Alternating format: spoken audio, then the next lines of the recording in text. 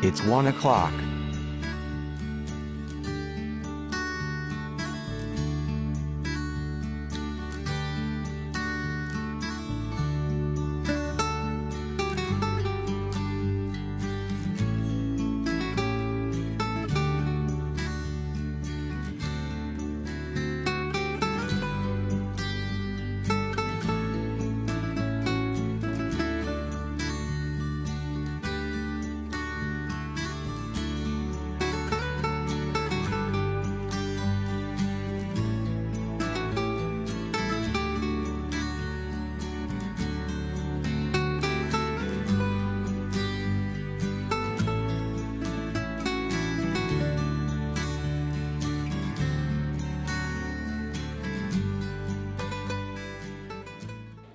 So I will just announce to the people that as of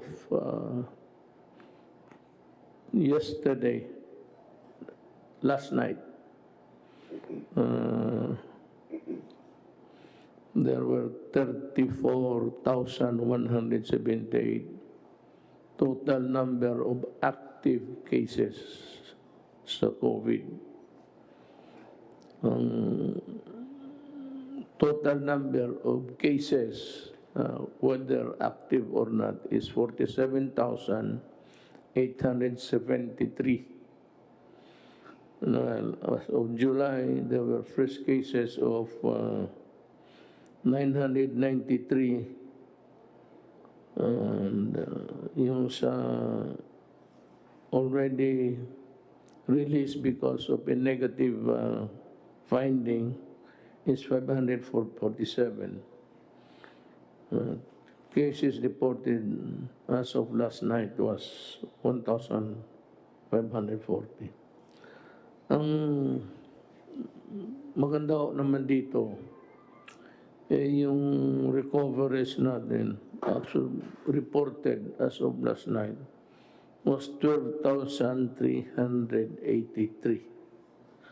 Ang patay natin is, we compared to those who recovered, it's quite small, 1,309 ang patay. Now, let me stress that whether we open a modified lockdown or we totally open it in wild abandon, kagaya ng Amerika, pati Brazil, ang mga presidente doon medyo matatapang. Baka may pera, ito si Bolisuro.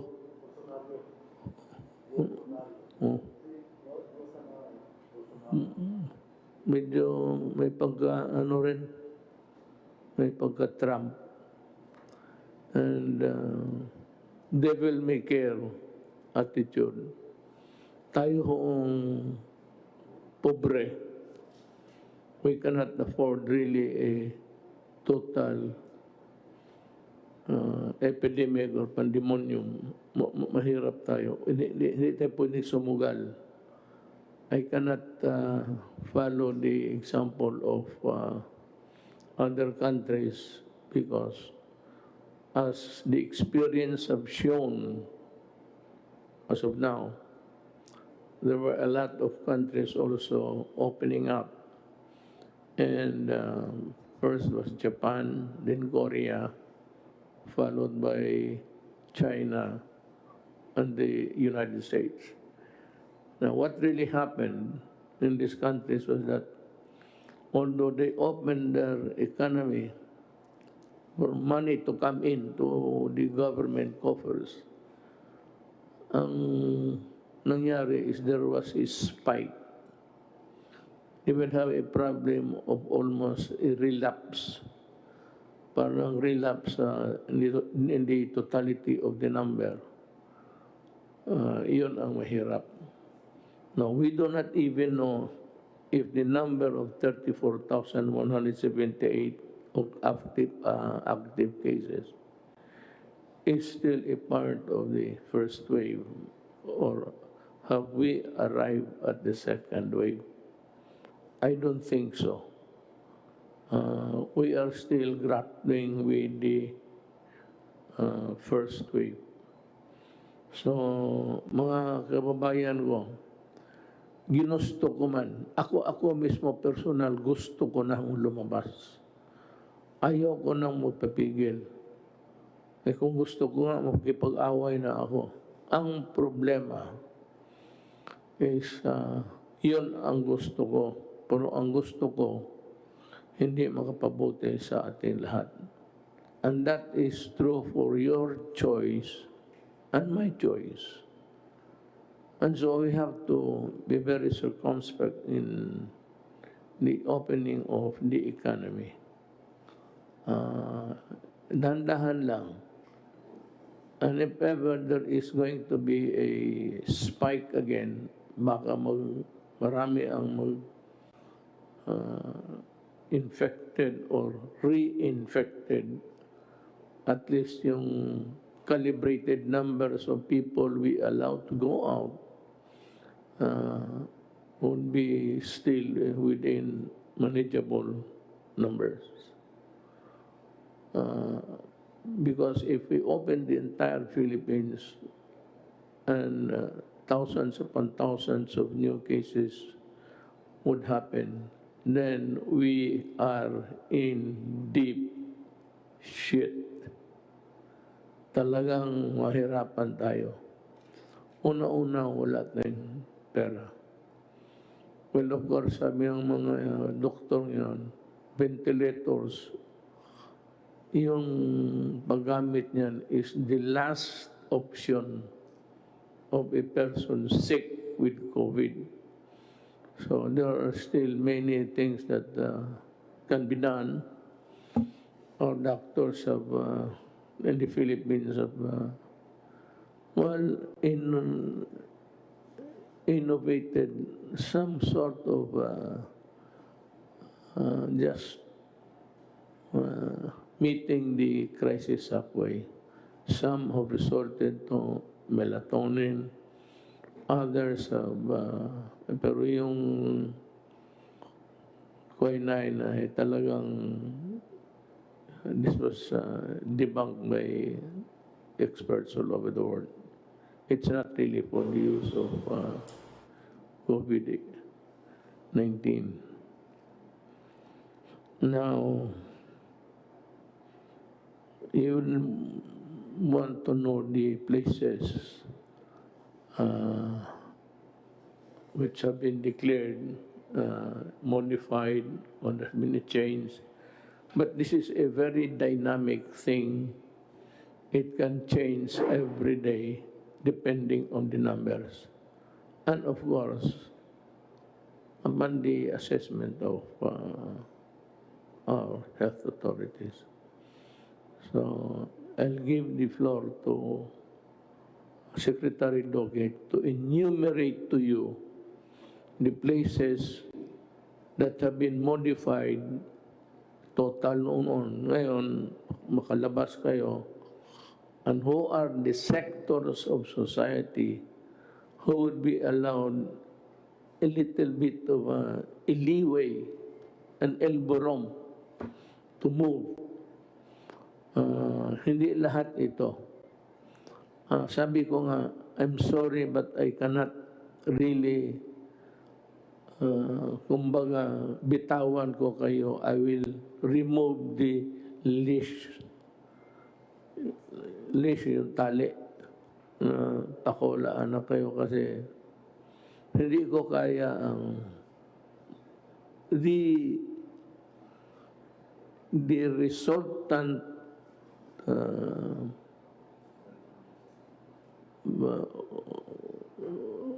happening or the resultant end game there is too horrible to ponder. I cannot make a guess. Governance is not made of guesses. It has to be anchored on pure science. Kaya naman, malapit na. I'm confident that by our readings of other countries who have much improved their scientific study, I think that by December, meron na hong vaccine. Or at least, if not a vaccine, a medicine that could kill the COVID-19. Ako, I would prepare that we use the medicine to kill, then get the vaccine later on. So, I give the floor to you, sir. Enumerate yung ano muna, yung in according to their severity, those that are totally locked na, and those already modified, para malaman ng buong Pilipinas. Kayo yung may hawak ng listahan. And it's, I said, a dynamic one. It changes every day. Magandang gabi po, Mr. President, at aking po mga kasamahan sa IATF and Cabinet at kay Senator Bongo. At magandang gabi po sa atin pong mga kababayan. Ngayon pong gabi, ako po yung inatasan ng ating pong mahal na Pangulo na banggitin po ang mga sumusunod na mga lugar na sumasailalim sa ECQ, sa GCQ, at doon po sa tinatawag natin na MGCQ. Yung pong ECQ, ibig po sabihin ito, yung Enhanced Community Quarantine. Ito po yung pinakamahigpit na klase ng ating mga restrictions. Ito po yung ipinagbabawal ang paggalaw at ang pagbiyahe ng ating po mga mamamayan, lalong-lalo na po ang mga may edad at may mga kasama po mga tinatawag natin mga sakit katulad ng diabetes, hypertension, asthma, at mga iba pa po. Iisa lang po ang lugar na sumasailalim sa ECQ. Ito po ang Cebu City. Ang susunod naman po ang ating General Community Quarantine. Yes, sir. Can you give us the reason why Cebu City has been placed in that kind of status?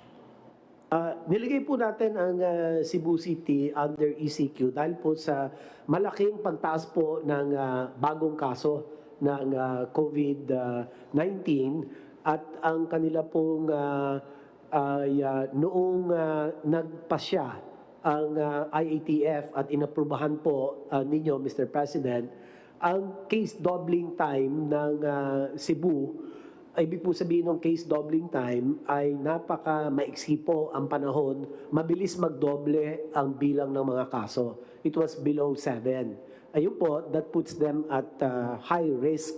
Isa po yun. Pangalawa pong dahilan ay yung tinatawag po natin critical care utilization rate, yung pong mga hospital nila, yung pong kanilang ward beds, yung kanila pong isolation beds, yung kanila pong ICU beds, at saka yung pong mechanical ventilators po nila, mataas po ang kanilang utilization. So ito po ay signal na talagang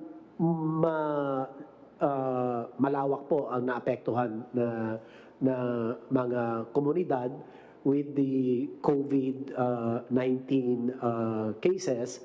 So nagpasya po tayo na gawin pong ECQ para nang sa ganon mapigilan, magkaroon part of the containment strategy, Mr. President, para mabawasan ang reported new cases. At ngayon naman po, yun na po nangyayari, Mr. President. Meron po tayong report, but this is with Secretary Roy Simatu. We will get the official report soon, Mr. President. So dalawa lang po yun. Ang kanila pong case doubling time ay masyadong maikse, less than 7 days. That puts them at high risk and the critical care utilization rate mataas po ang kanilang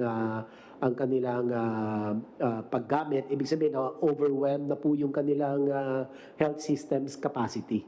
So dalawa lang po kung bakit sila inilagay under ECQ, dahil nga po yung kaso nila tumalon, Mr. President, masyadong malaki po itinaas. Sir, may I just comment, if you'd allow me? Earlier, in the days during the inception of the COVID-19, I had an occasion to observe different places in the Philippines. Sad to say, it is the province where I come from. And that is why I warned the residents there that they should not take it against me. We had all the warnings in place, and the police were very strict. But following the national direction, but it could only arrest so many so much. Ang nahalata ko kasi, sir, Cebu, nonchalant sila during the critical days sa pagputok nito. People were partying, gambling outside of their houses, in Talisay, that's in Cebu. Basta para sa kanila, baliwala. And sabi ko nga, kayong mga Cebuano, huwag kayong magalit sa akin. I'm a Cebuano and I have every reason to be concerned about the welfare of the province of my father. Ang sinasabi ko sa inyo, nawarningan ko na kayo noon that you Cebu guys are taking the warnings of the national government nonchalant. Maragway na hitabo sa binisaya pa. Di mapod mo. Maragway mo too. Unya, nakita na ko, from all indications, gikan sa footage, pakuhaan ako ang kamera sa gobyerno. Aba, wala yun. Maragway warning, wala tanan. Also, muna na ikaroon. Ang akong kuhan sa inyo, gaya mag-ulo. Dili to sigurong, except those who are really infected because they had to go out, they had to work, or if perchance, talagang tinamaan. Ang ayaw ko doon, sir, sa Cebuano, yung mga tao nag-iinuman, nagsusugal, pati nagparte. Panghuli lang na sasabihin ko po kung bakit ang Cebu City ay pumasok sa ECQ, nag-escalate to ECQ. Yung particular sa isolation beds po nila, 90.6% ang kanilang utilization. And that puts them at very high risk. At ang kanilang ICU beds, ganun din po, 84.6% ang utilization. High risk din po. Kaya yan po ang dalawang dahilan kung bakit ay ibinalik po natin sila sa ECQ. Ganun pa man, ang nag-inspect po ang IATF at ang National Task Force with our chief implementer, guiding and assisting the chief overseer of the Cebu City pandemic COVID-19 management, si Sec Roy po. At doon po ay sinabihan po namin ang liderato at ang mga iba pong mga ahensya na talagang paigtingin po nila yung containment strategies po nila, Mr. President. So yung containment strategies, ang nakapaloob po rito ay ang mga sumusunod. Unang-una, ang pinaigting na isolation, detection, isolation of cases, tapos ang contact tracing, testing, and treatment. So ito po ay mariin na sinusunod po ng leadership ng Cebu City. Kaya we will be reporting in the next meeting with you, Mr. President, showing a downward trend in the number of cases. Ngayon po, yung mga ibang mga lugar po,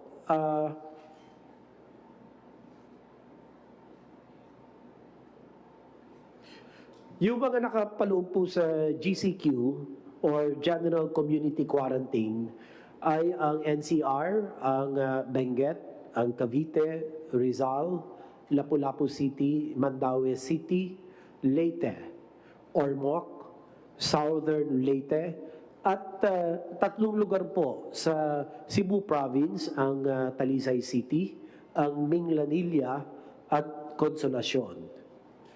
Ang susunod naman po na level, lower level, less restrictive community quarantine, ang tawag po rito, modified general community quarantine with strict local action at there has to be a localized community quarantine, zoning, strict enforcement of minimum health standards, scaling up of health system capacity, such as isolation facilities of overseas Filipinos, the locally stranded individuals, as well as close contacts. The provinces and the regions under MGCQ are the following. For CAR, Cordillera Administrative Region, we have Abra, Baguio City, Ifugao, Kalinga. For Region 1, Ilocos Norte, La Union, Pangasinan. Region 2, we have Cagayan and Isabela. Region 3, Bataan, Bulacan, Nueva Ecija, Pampanga, Angeles City. For Region 4A, meron po tayong Batangas, Laguna, Quezon, Lucena City. For Region 4B, ito po ang Palawan, Puerto Princesa City. Region 6 po, o Region 5 rather, Albay, Camarines Norte, Camarines Sur, Naga City. Region 6, meron po tayong Capiz, Iloilo, Iloilo City, Negros Occidental, and Bacolod City. For Region 7, kasama po rito ang Cebu Province, ang Bohol, at Negros Oriental. Region 8, Tacloban City, Western Samar. Region 9, Zamboanga City, Zamboanga del Sur. Region 10, Bukidnon, Misamis Occidental, Misamis Oriental. Cagayan de Oro. Region 11, Davao del Norte, Davao del Sur, Davao City, Davao de Oro. Region 12 po, kasama ang Cotabato, ang South Cotabato. Region 13 or Caraga, Agusan del Norte, and Butuan City. Samantalang po ang Bangsamoro Autonomous Region of Muslim Mindanao or BARM, kasama po ang Lanao del Sur and Maguindanao.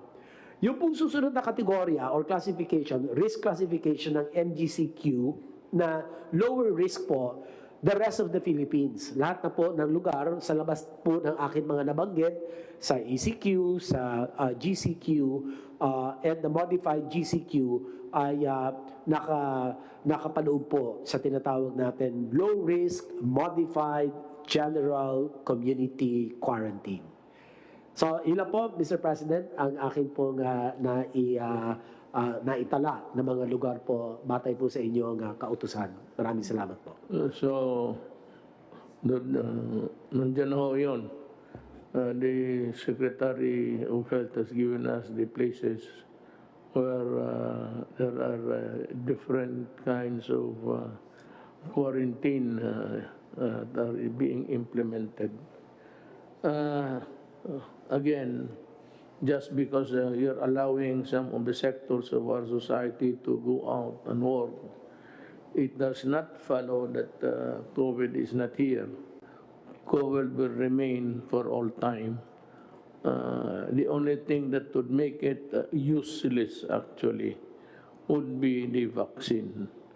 But the vaccine is a antibody produced by the body to fight. Ibang klase ito galing sa katawan natin. Yung isa naman, kung maaari yung pampatay talaga. But it does not guarantee reinfection or infection. So, I hope that we have satisfied the public of what to obey, what not to obey, when to do it, and when not to do it. Now, meron akong updates na binigay sa akin. Operations of MRT Line 3 will be temporarily suspended for approximately 5 days beginning July 7, 2020. It will only resume, at least in limited operations, once testing confirms that sufficient number of personnel are negative for COVID-3. So we are very careful na pati yung those manning, those equipments there will not jeopardize or put you in jeopardy while riding the trains. There will be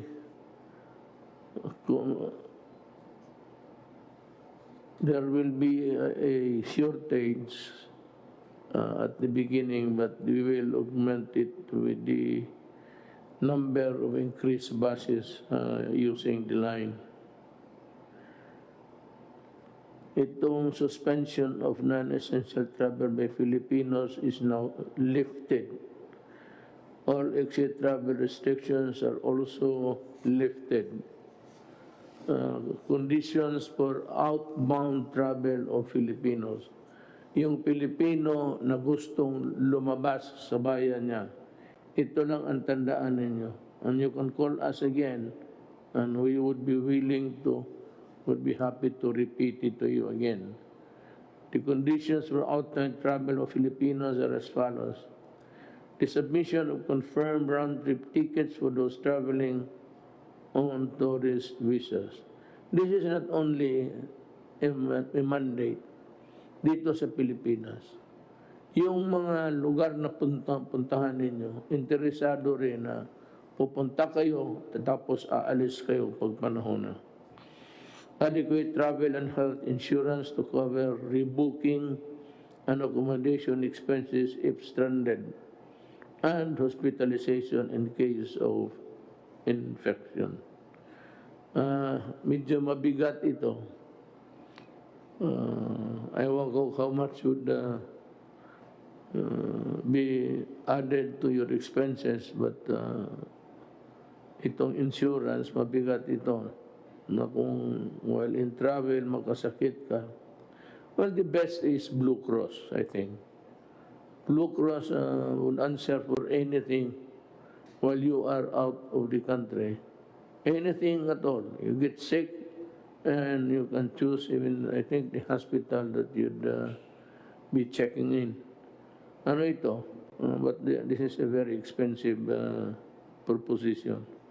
Tayo, hindi tayo maka-afford nito. Ano lang. The Blue Cross is almost like a membership.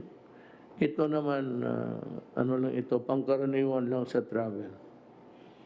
Allowed entry by the destination country in accordance with travel, health, and quarantine restrictions. Ito nga kaya hinihingi na dito ngayon. Execution of a declaration acknowledging the risk involved in traveling, including the risk of delay in the return trip. This is so because COVID is still rampaging. Is there anybody who'd like, Secretary Galvez, you'd want to say something? Sure, Mr. President, our Phase 2 of the new National Action Plan has been approved by the IATF last Thursday. And in order to address the resurgence of COVID and also make an opening on the economy, we have already formulated the plan. And with your indulgence, sir, we can present it to you, sir. Go ahead. Sir, Mr. President, it is my honor to present to you and the public the salient points of the second phase of the National Action Plan, which was approved by the IATF last Thursday. It has three imperatives. The first imperative is the people's compliance and vigilance to the minimum health standard or the principles of people support.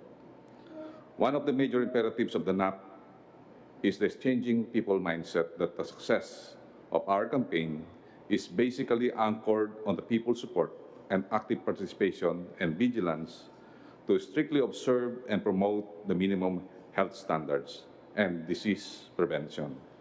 As you have said, Mr. President, that we have to concentrate on prevention. Since prevention will not only save more lives, but also save our critical resources. Hindi na tayo, sir, kailangan magkaroon ng extensive na healthcare na pagka once na we have able to prevent it.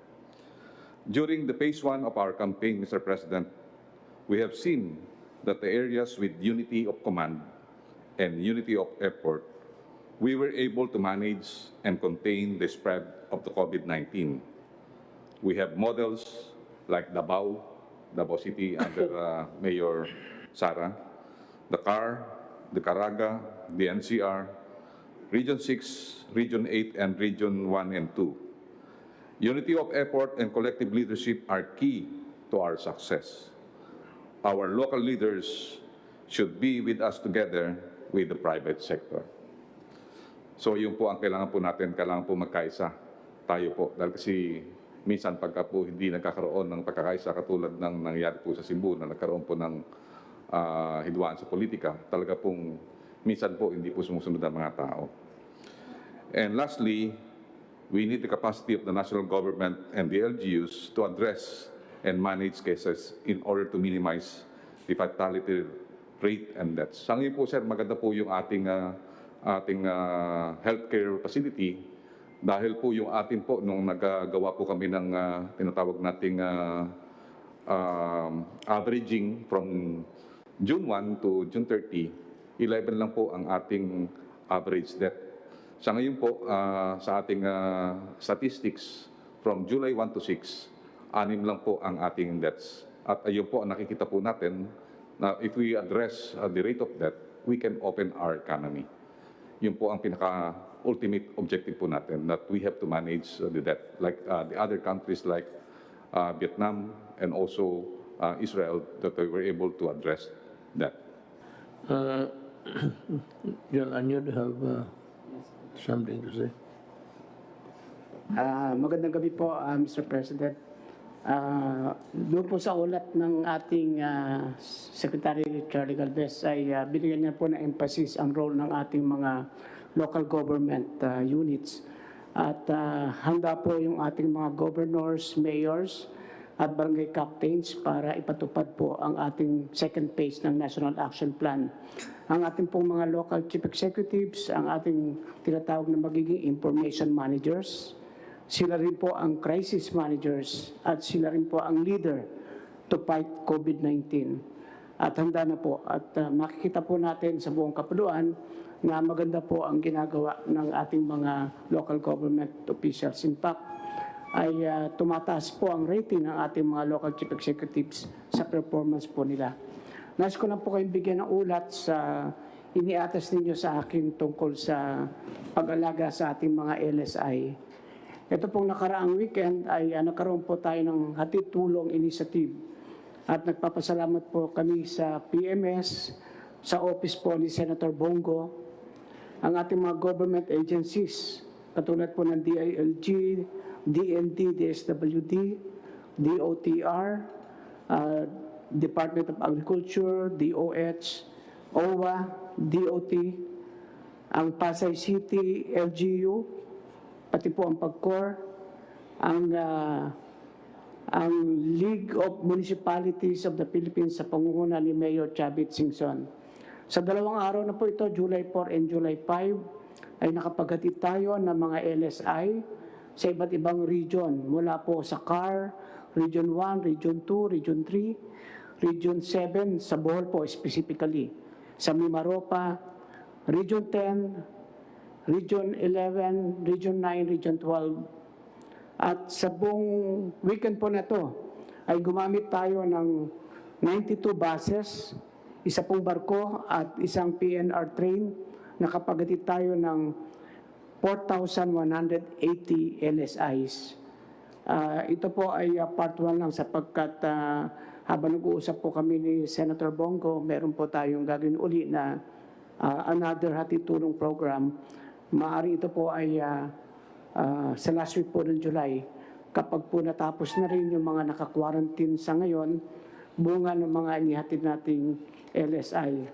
At katulad po ng sinabi ninyo, wala pong LSI na matutulog sa kalsada. Lahat po ito ay kinukuha natin at dinadala po natin sa ating mga maayos na lugar.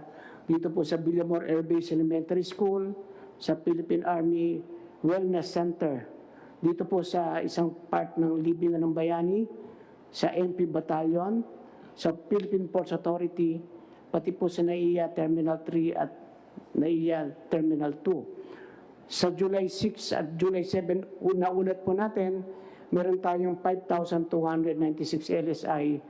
Ang 3,820 ay naispasakay na po natin sa mga eroplano at barko.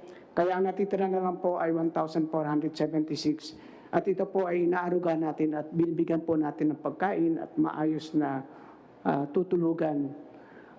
Ito po yung mga merong mga tickets na stranded.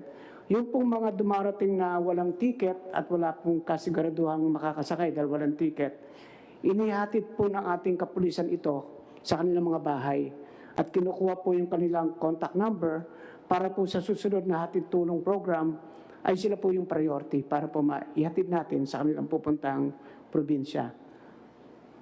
So ito po yung ating tulong sa LSI sa base na rin po sa inyong pinag-uutos. Doon naman po sa ating update sa mga ating kinasuhan para po sigurado na walang mag-aabuso ng mga lokal na opisyal. Sa barangay officials po ay meron tayong 182 admin cases. Doon po naman sa mga mayors na binigyan natin ng show cause orders dahil hindi po naipamahagi ng maayos sa first tranche, ay ang 11 po ay nai-refer na natin sa ombudsman. Sa criminal cases naman po ay out of the complaints from 596 citizens, ay meron pong 886 suspects na mga local government officials. 364 ang elected at ang natira po ay mga appointed. At meron na pong 195 cases na naipile sa fiscal office. Ito po ay tuloy-tuloy. Kasama na rin po yung mga pasaway na gumawa ng violations dito sa Cebu City habang ito po ay nag-ECQ. Katulad po nung pagkakandak ng piyesta, pagsusugal, at saka pagpuprosesyon. Ito po ay gagawin natin sapagkat kailangan po talagang sumunod ang ating mga kababayan sa ating sinasabing minimum health standards. Ito po talaga ang susi para maiwasan na ang contamination. At hinikayat din po natin ang ating mga mayors na magpasa ng ordinansa para pare-parehas po yung pagpapatupad na ang lahat ng violators ay dapat po ay maparusahan ng pagkakulong para ito po magsilbing aral at huwag nang magbabiolate. Kung ang lahat po ng ating kababayan ay nagsusuot ng mask, nag-o-observe ng physical distancing at naghuhugas ng kamay, may iwasan na po ang paglaganap ng COVID-19. Yan lang po, Mr. President. Maraming pong salamat. Thank you. Well done. John Lawrence, I have something to say before we call to wrap up the... Update lang po, Mr. President. doon sa ating pinagkakaabalahan ngayon, yung mga bumabalik na mga Pilipinos. Yung una po ay yung mga returning overseas Filipinos na yung bumabalik na rito. Sa kasalukuyan ay meron na tayong naibalik sa mga probinsya nila na 48,099. By land transport is 19,791. Yung air transport naman 23,899 at saka sa barko 4,499. Yun naman sa ating mga overseas Filipinos, yung dumarating galing sa ibang bansa na nawalan ng trabaho, ay sa ngayon meron tayong naibalik sa mga probinsya na 75,895. So wala na po tayong mga backlog ngayon.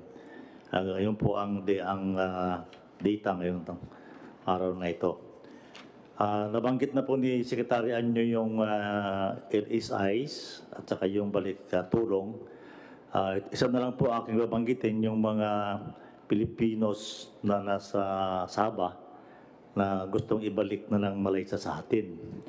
Ang bilang po noon, ang total bilang ay mahigit pong 5,000. Yung unang batch po ay dumating na noong Sabado. Nagpunta kami doon ni Secretary Galvez at saka si Secretary Roque. Pagkatapos po natin manggaling sa Zamboanga, Kanambagahan, nagpunta kami doon. Yung first batch ay 395 Filipinos. Karamihan po ito ay taga Bungaw, Tawi-Tawi. So ito pong barko natin na pumupunta ng Sabah ay every 2 weeks ay magkakahakot nitong mga Pilipino na to. Karamihan po sa kanila ay Tawi-Tawi, Basilan, saka Zamboanga, at saka yung iba naman sa ibang mga lugar. Nakausap na po namin yung mga provincial government na tanggapin nila itong mga taong ito dahil sila po ay COVID-free na. Bago sila umalis sa Malaysia ay na-testing na sila doon sa pamamagitan na binayaran na ng DOH yung kanilang testing doon.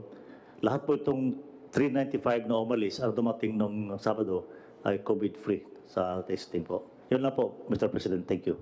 Thank you. You might wrap up the today's session with yung ano sa task force, the different matters that you took up for the rest of the week. Yes, sir. Dalawang bagay lang po. Kasabay po ng ating part 2 ng ating plan of action, magkakaroon po tayo ng major change also in our communication. Sinimulan niyo po ngayon dahil ang binasa niyo po ngayon ay yung active cases. Kabahagi po yan ng ating bagong strategiya sa ating communication. Ang communication po natin ay marami na tayong natututunan tungkol dito sa sakit po ng COVID-19. Gagamitin natin yung natutunan natin para mapapagal pa po ang pagkalat ng sakit at gagamitin po natin ito, gagawin natin ito dahil kinakailangan na nga pong mabukas na ekonomiya. So habang nagbubukas po tayo ng ekonomiya, palalakasin pa po natin ang T3, ang testing, tracing at treatment. Poprotektahan po natin ang vulnerables dahil yan naman po ang natutunan natin sa mga ibang bansa. Karamihan ang namamatay ay mga senior citizen, mga buntis at may mga sakit. At papapatuloy po natin ang localized and granular lockdowns. Now, pagdating po sa communication, yung ginawa po ninyo, nauna na po ang PMS, na-implement na po nila, pwede ba kung pakita natin yung aking slides ngayon? Ito po yung slides na ginamit natin kanina for the first time sa ating press briefing. Mapapansin nyo po, bago na rin po yung ating, hindi po yan yung COVID-19 updates.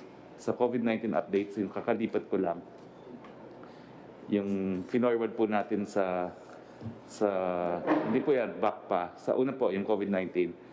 Makikita nyo po sa COVID-19, yan, yung unang-unang part. Yan. So, actually po, yung binasa nyo po kanina is 32,845 active cases. So, actually, in-implement na po ng PMS. Kaya po natin sinasabi na active cases kasi baliwala na naman yung mga hindi aktibong cases. Talaga pong tataas at tataas ang numero habang wala pong bakuna, habang walang sakit. Pero ang importante po, malaman natin kung ilan ang active cases. So Sa susunod na slide po, makikita natin yung recoveries kaagad. Napakataas po ng recoveries, 12,185. At binibigyan po natin ng emphasis na ang deaths ay pakaunti po ng pakaunti, 1,303. Susunod na slide po magpapakita na in fact, ito po yung tinatawag natin positivity rate. Yung kada 100 na taong tinetesting, ilan ang merong sakit na positive sila, ang bansa po natin ay 7% lamang. Ang benchmark po ng World Health Organization ay 10%. So we are well within po the benchmark. Tapos ipapakita po natin yung mga datos na nagpapakita na epektibo naman po ang ginagawa natin laban sa COVID-19. Ang pinaka-importante po, ito pong graph neto, itong ating mortality rate na nagpapakita naman po talaga na patuloy po bumababa. Sa katunayan po, ang ating mortality rate ngayon ay 2.9%, 1,290 as of July 5 ang ating mga death rate. Pero ang global average po ay 5.5%. So halos kalahati po tayo ng worldwide average. Pagkatapos po, i-remind natin yung taong bayan na kung hindi po tayo nag-lockdown, hindi tayo gumawa ng lahat ng hakbang, ang estimate po ng UP, kung hindi tayo nag-ECQ, meron na po sanang 3,600,000 na katao na nagkasakit. So bagamat tumataas po ang numero na nasa 40,000 plus tayo, kung hindi po tayo gumalaw ng maaga, 3.6 million po ang dapat na nagkasakit. And then ito naman po yung mga naging gains natin dahil nga nagsarado tayo. Napainting natin yung ating lab testing capacity noong Marso 2000. Ngayon po, July 5, meron tayong 74,304 lab testing capacity. No? And so pataas po, at ito po yung to dispel doubts na nagkukulang na po tayo ng hospital. No? Yung mga hospital beds na kumakalak na fake news. Ito po yung mga quarantine beds. Ang makikita po natin yung dark blue, yan po yung mga okupado. Yung light blue po, yan po yung mga bakante. At yung gray, yan po yung tinatawag na unreported. Ibig sabihin, pwede pa pong lagyan niya ng pasyente kung kinakailangan. At makikita natin doon sa mga graphs na yon na ang quarantine bed capacity po natin, wala pa pong kalahati. Ibig sabihin, habang nagbubukas po tayo ng ekonomiya, meron tayong sapat na quarantine bed sa paglalagyan ng mga magkakasakit. Pagkatapos po, yung ating PPEs, end of April, 1 million, end of June, na-triple na po natin at 3 million.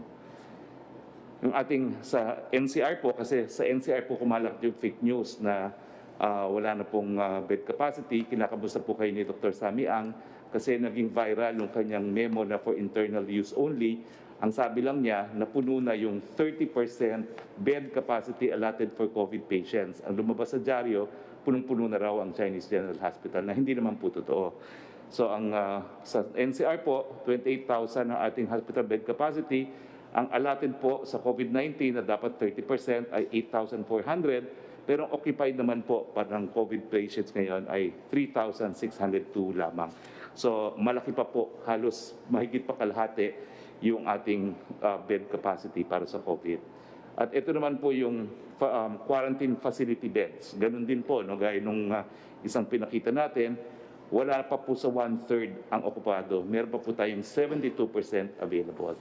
Ang mensahe po natin, kaya tayo nag-ECQ, hinandaan po natin, pinalakas po natin yung health system natin para pagbukas ng ekonomiya, maaalagaan po natin yung mga magkakasakit na critical at severe. Pero ang trend nga po, wala pa pong 0.6 ang severe at critical na nagkakasakit.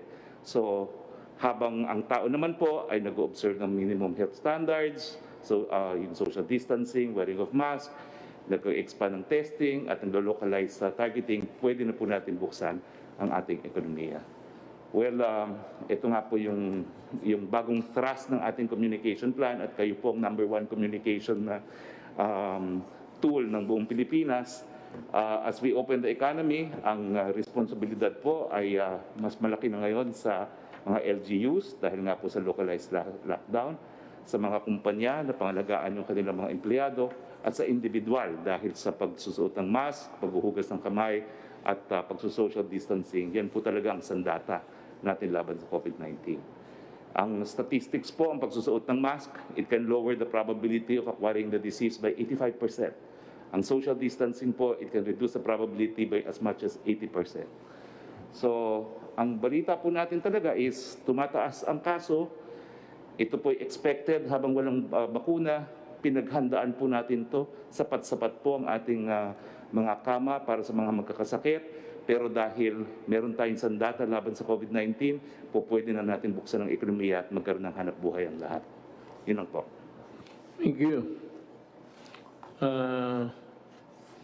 I'd like to thank everybody sa itong ating gobyerno. The governor that's really the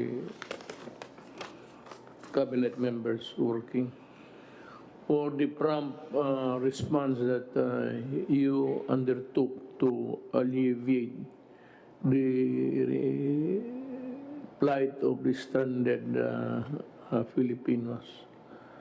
Nakakaawa talaga, and it took you just about 2 days to solve the problem. I'd like also to thank Secretary Tugade for his fast action. Alam mo, yan lang ang maibigay natin sa tao, yung hindi masyado mahirapan ang mamamayan. And whenever there is a problem, that we try to solve it as fast as can ever be done. Maraming akong nakita doon sa trabaho ninyo, and I cannot thank you individually now, but maybe someday in the fullness of God's time, mawala na ito. So we're just waiting for the vaccines, and of course whatever there is that will hit the market before the end of the year. Sana mawala na ito. Double hit tayo eh. We were hit double whammy. It concerned the health of the nation, pati yung economy. And the only consolation is that we are not the only one. Of course, the rich nation are better off. But at least tayo were able to stop the rampaging COVID on its tracks with our timely intervention, government, especially the medical workers. So maraming salamat sa inyong lahat. Now, if there are no other matters, urgent matters affecting the, let me just give a few words about the terrorism law. Ito kasi yung mga left, pati itong komunista, they think that we are always thinking of them. They don't even know that we are also thinking of other matters. As a matter of fact, they are the least that we are spending our time. Itong komunista, whatever be the fortune or misfortune of that law now, I'm sure it will be challenged before the Supreme Court. Sana yung the much needed legal weapons that we need to fight terrorism. Kasi ang terrorism ho, hindi ito isang dalawang putok. As what happened in Mindanao and in other places, mostly in Mindanao, ang ginagamit kasi nito nila, bomba. Ang bomba niyan, lahat nasa simbahan may tama o may bukol. Yun nga ang problema dyan. Hindi nila alam. They think that they are a different breed. They would like to be treated with another set of law. When as a matter of fact, they are terrorists. They are terrorists because I finally declared them to be one. Why? Because I spent most of my days as president trying to figure out and connect with them on how we can arrive at a peaceful solution. Wala namang gustong may gera eh. Ako ayaw ko, lalo na ako, kilala ko sila, kilala ko. And it was a good rapport while it lasted. Yung na-presidente na ako, na iba na lang ang istorya, simply because in the ladder of priority, the highest sa akin would be the security of the state. Pero noong panahon ng politika, well, boto yan eh, bilangan ng boto. Naturally, you cultivate friendship with everybody. But there is always a time to be friendly and a time just to be firm. And I did my very best to produce something for the country. But unfortunately, I would not be blaming anybody now unless they would start to blame me again so that I can also blame them. Wala talaga nangyari. And for the law-abiding citizen of this country, I am addressing you with all sincerity. Huwag ho kayong matakot kung hindi ka terorista. Kung hindi ka naman sisirain mo ang gobyerno, pasabugin mo ang simbahan, pasabugin mo yung public utilities, pasabugin mo yung, well, just to derail para matumba na tuloy ang bayan. Problem is,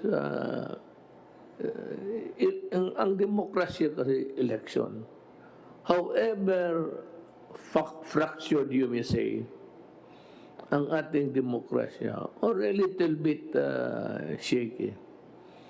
We had an election. It was a clean one. I can guarantee you, I was a participant of that election. We did our very best to present to the public. We did not commit any. Kung walang mangyari na masama, wala namang problema. Pero once you blow up simbahan, blow up mo yung marketplace, sino bang? So the right to defend itself accrues to the government heavily. Na ngayon sabi ko nga, sabi na Duterte, patay dito, patay doon. Totoo. Pag pinatay mo ang mga tao, papatayin talaga kita. Anak ka ng, iposta mo yan saan? Posta mo sa libingan ng tatay pati nanay mo.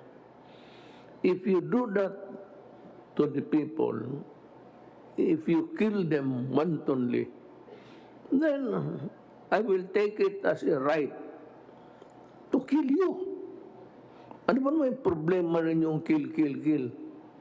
Ngayon, kung magsulat ka lang dyan, kung ano-anong pinagsusulat ninyo all those years, I never filed a case, even during the mayor.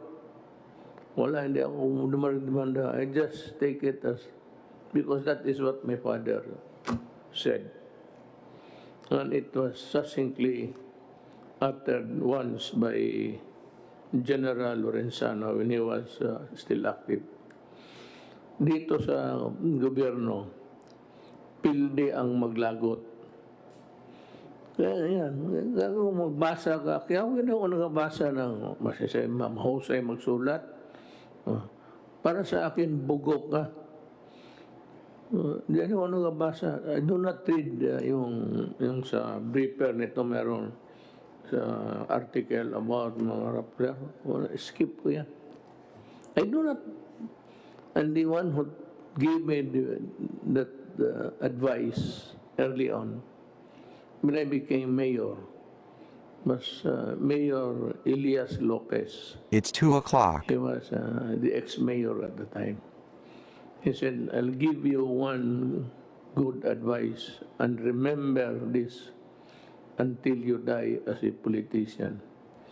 Huwag kang magbasa ng mga locals. Huwag kang makinig niyan sa ano. They're no better off. Malayo yan sa iyo. Kaya ganun yan sila. Kasi wala nang magawa sa buhay nila. Hanggang dyan lang yan sila. Ito kita mo kung ano nangyari dyan sa mga bright girls. Nakakaso, akala nila they can violate the law in wild abandon. Hanggang dyan lang yan. Totoo nga. Kaya ako hindi ko tanong.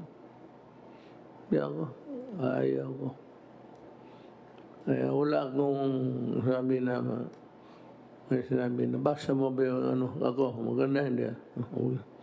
Kung hindi maganda para sa akin, wag na. You're wasting your time. Hindi na kaya bilhin. Matanda na eh. Alam mo bakit? Bigyan mo ako ng ilan? Isang truck na pera? Anong gawain ko sa pera? Sige nga. Sa tanda ko, I hate to travel. You travel, you get COVID. Kung ba rin mga koleksyon, mga rare, antique, gano'n. Pero yung military hardware, wala ako. Hindi ako mahilig ng yung mga hobby-hobby lang. Travel, I cannot travel anymore. Totoo yan. Wala na yan sa amin.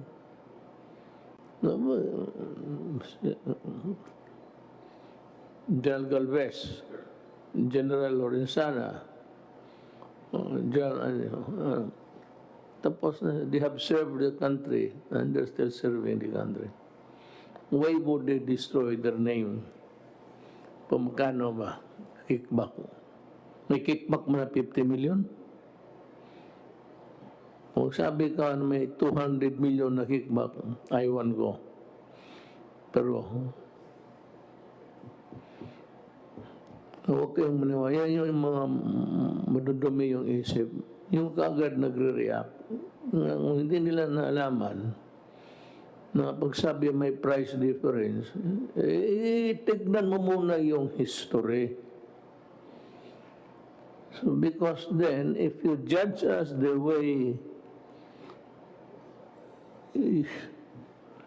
then one of these days, we will also judge you in the same way and with more ferocity. And it will come. It will come. Tayo mga politiko, it will come. Just be careful.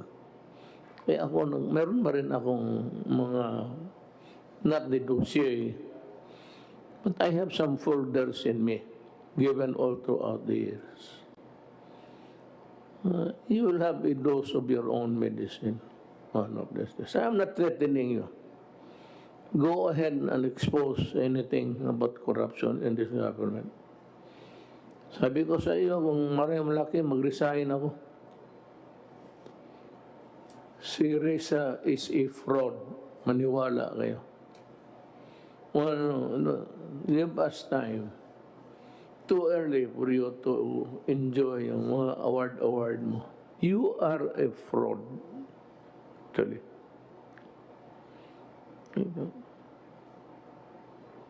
We are just compiling at this stage. And someday, in bold letters, we will show your incongruity. You are a fraud. So, yan lang ang masabi ko. Total, wala naman akong hinihingi sa inyo. I'm not asking for any political boto. Wala na. All I'm asking is that you obey government, because government is very much interested that you don't get sick, or if you get sick, that you get well and would live to grow, to see your children grow and your grandchildren to love. Ganun lang yan. So with that, I have to say to the Filipino people, huwag po kayong nagtatrabaho lang po kami talaga. And if you want us to do more, we will. Tell us what to do. If we cannot do it, we will tell you why we cannot do it. But if we can, gagawin namin. Salamat po. Kita-kita po ipakpak.